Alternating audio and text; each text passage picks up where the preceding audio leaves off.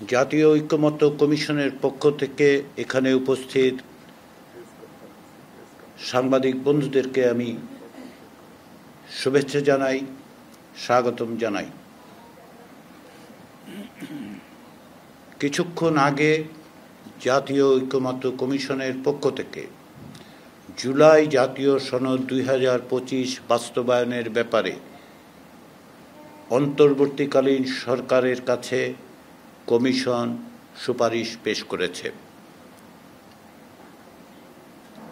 এই সুপারিশের প্রধান প্রধান দিকগুলো আজকে আমি এখানে আপনাদের সামনে কমিশনের পক্ষ থেকে তুলে ধরব।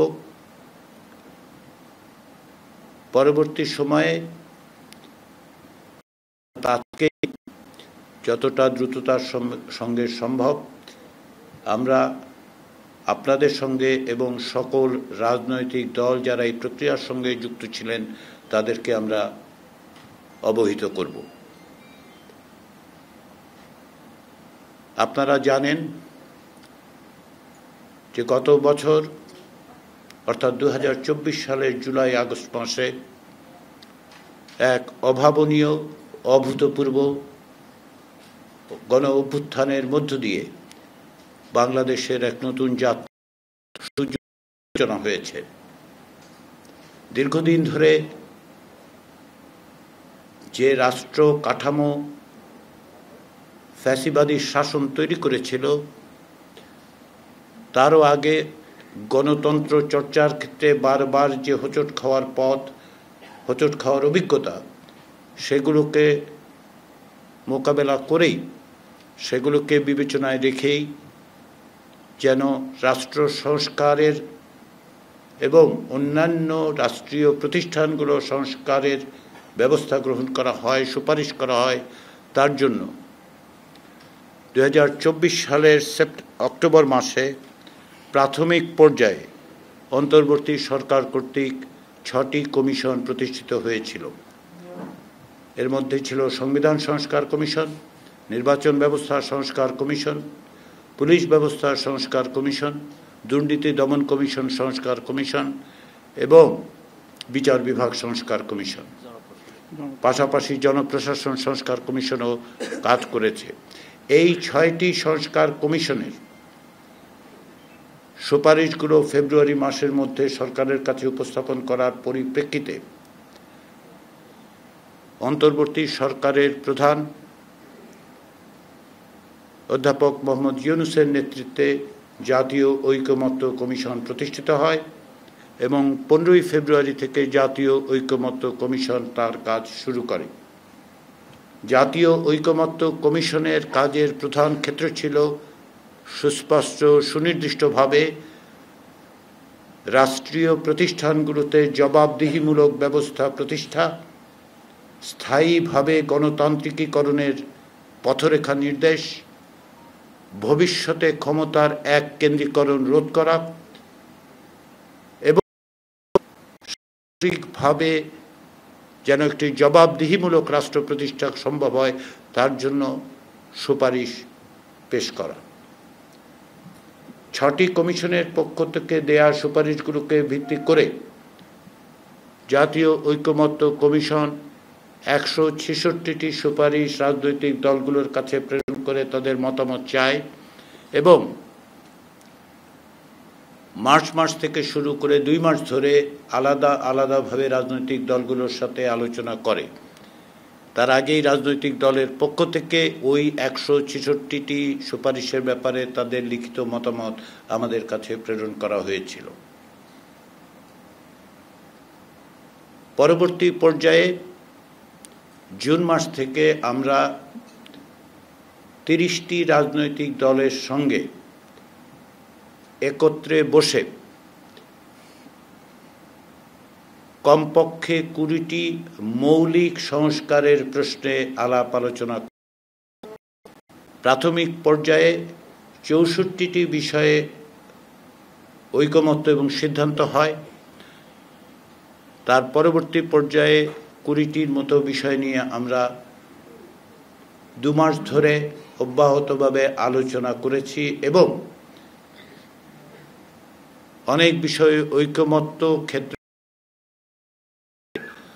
সিদ্ধান্ত গ্রহণ করা হয়েছে। এই প্রক্রিয়ার শেষ পর্যায়ে অর্থাৎ জুলাই জাতীয় সনদ 2025-এর ব্যাপারে সকলের মতামত সন্নিবেশিত করে খসড়া তৈরির পাশাপাশি জুলাই মাসের শেষ পর্যায়ে রাজনৈতিক দলগুলোর পক্ষ থেকে আমাদেরকে অনুরোধ করা হয় যেন আমরা সরকারকে এই বিষয়গুলো অর্থাৎ যে সকল বিষয়ে সিদ্ধান্ত এবং ঐক্যমত প্রতিষ্ঠিত হয়েছে সেগুলো বাস্তবায়নের পথ নির্দেশ করে সুপারিশ করি। কমিশনের পক্ষ থেকে সেই উদ্যোগ গ্রহণ করা হয়। তারই অংশ হিসেবে রাজনৈতিক দলগুলোর কাছ থেকে আমরা মতামত চেয়েছি, তাদের সঙ্গে অনানুষ্ঠানিক আলোচনার অব্যাহত রেখেই আমরা আনুষ্ঠানিক আলোচনা করি। আইনি ভিত্তি প্রদান বাস্তবায়নের রূপরেখা নির্দেশ করার জন্য রাজনৈতিক দলগুলোর অনুরোধের প্রেক্ষাপটে আমরা একটি বিশেষজ্ঞ দলের সাহায্য নিয়েছি, যাতে অন্তর্ভুক্ত ছিলেন 2 জন সাবেক বিচারপতি, 3 জন আইনজীবী এবং 1 জন আইনের শিক্ষক। রাজনৈতিক দলগুলোর মতামত, বিশেষজ্ঞদের মতামত, আমাদের কমিশনের সম্মানিত সদস্যদের অভিজ্ঞতা এবং আন্তরিকতার প্রেক্ষাপটে আমরা সুপারিশগুলো তৈরি করেছি। এই সুপারিশগুলোর লক্ষ্য হচ্ছে জুলাই জাতীয় সনদ 2025 যেন একটি আইনি ভিত্তি পায়, ভবিষ্যতের পথরেখা হিসেবে যে সমস্ত বিষয়ে সিদ্ধান্ত এবং ঐকমত্য হয়েছে সেগুলো যেন বাস্তবায়িত হয়। ইতিমধ্যে আপনারা এও দেখেছেন যে জুলাই জাতীয় সনদ 17 অক্টোবর স্বাক্ষরিত হয়েছে এবং রাজনৈতিক দলগুলোর পক্ষ থেকে সুস্পষ্ট ভাষায় দ্ব্যর্থহীনভাবে এই অঙ্গীকার করা হয়েছে যে তারা এগুলো বাস্তবায়ন করার জন্য অঙ্গীকারাবদ্ধ হলেন। আমরা সেই প্রেক্ষাপটেই জুলাই জাতীয় সনদে অন্তর্ভুক্ত সুপারিশগুলোকে সরকার কিভাবে বাস্তবায়িত করতে পারে সেজন্য আমরা সুপারিশ দিয়েছি।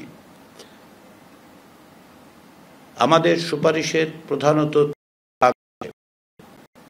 প্রথমটি হচ্ছে যে সকল বিষয়ে সাংবিধানিক বিষয় সংশ্লিষ্ট নয় সে সমস্ত বিষয়ে সরকার যেগুলো অধ্যাদেশের মাধ্যমে যা বাস্তবায়ন করতে পারেন সেটা যেন অবিলম্বে সরকারের পক্ষ থেকে সে সমস্ত বিষয় বাস্তবায়িত করা হয়।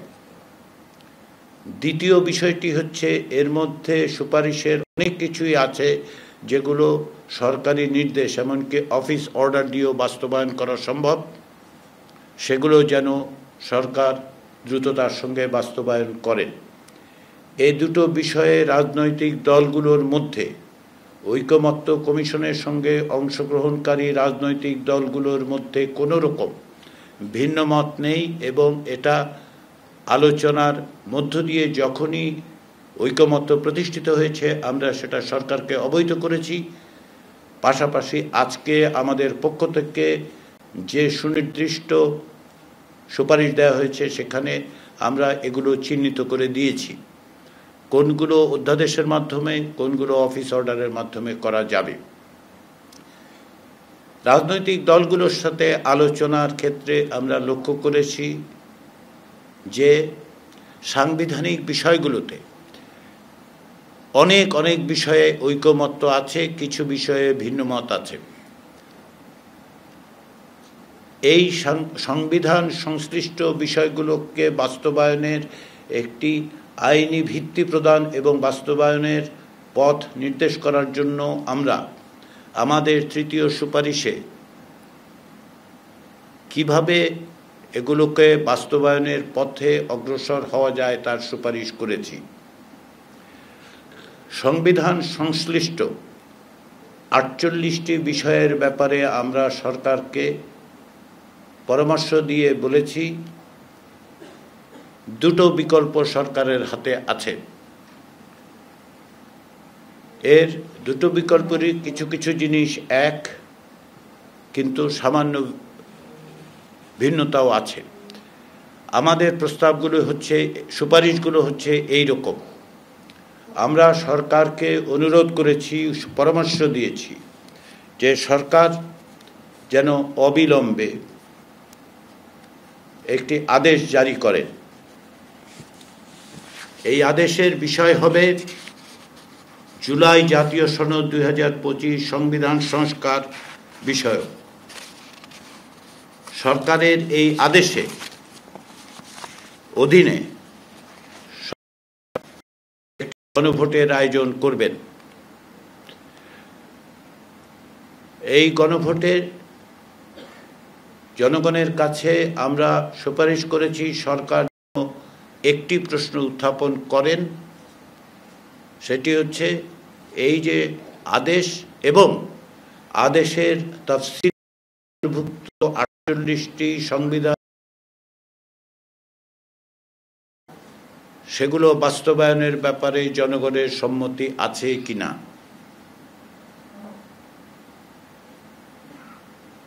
আমরা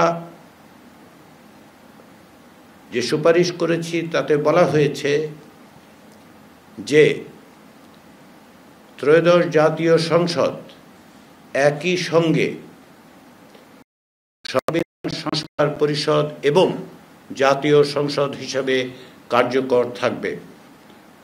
তবে সংবিধান সংস্কার পরিষদ কার্যকর থাকবে 270 দিন। এই সময়ের মধ্যে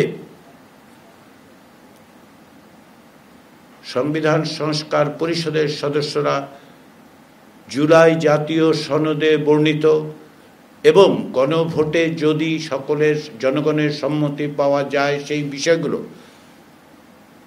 সংবিধানে সংযুক্ত করার জন্য প্রয়োজনীয় সমস্ত রকম বিধিবিধান, প্রয়োজনীয় সংশোধন, সংযোজন, বিযোজন, পরিবর্ধন, পরিমার্জন করবেন।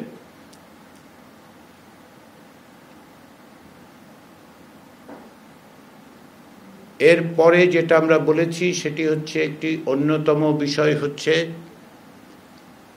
একটি উচ্চ কক্ষ প্রতিষ্ঠা করা।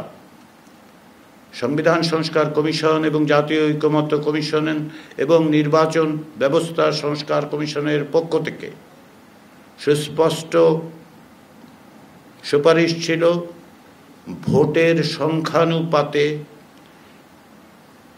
100 সদস্যের একটি উচ্চ কক্ষ প্রতিষ্ঠা করা। সেই মোতাবেক যদি জনগণের সম্মতি পাওয়া যায় তবে জাতীয় সংসদ প্রতিষ্ঠার 45 দিনের মধ্যে উচ্চকক্ষ গঠন বিষয়ক প্রয়োজনীয় সংশোধনের মাধ্যমে তা বাস্তবায়িত হবে। যেহেতু উচ্চকক্ষ গঠনের ক্ষেত্রে সকলের যে সিদ্ধান্তের ক্ষেত্রে, সুপারিশের ক্ষেত্রে যেটা আছে যে উচ্চকক্ষ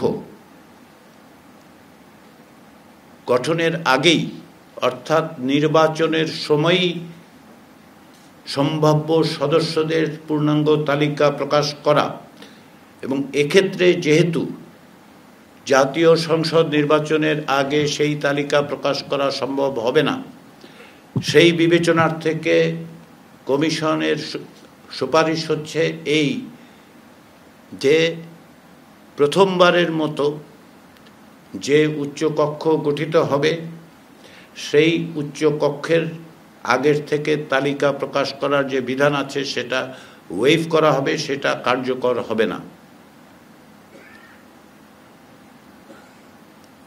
আমরা এই আদেশের আওতায় গণভোটের মাধ্যমে সংবিধান সংস্কার পরিষদ গঠন এবং 270 দিনের মধ্যে প্রয়োজনীয় সংশোধন, সংযোজন, পরিবর্তনের জন্য আমরা কনস্টিটিউয়েন্ট পাওয়ার হিসেবে জনগণের গাঠনিক ক্ষমতা যেন ব্যবহৃত হয় সেজন্য এই পরিষদের প্রস্তাব করেছি।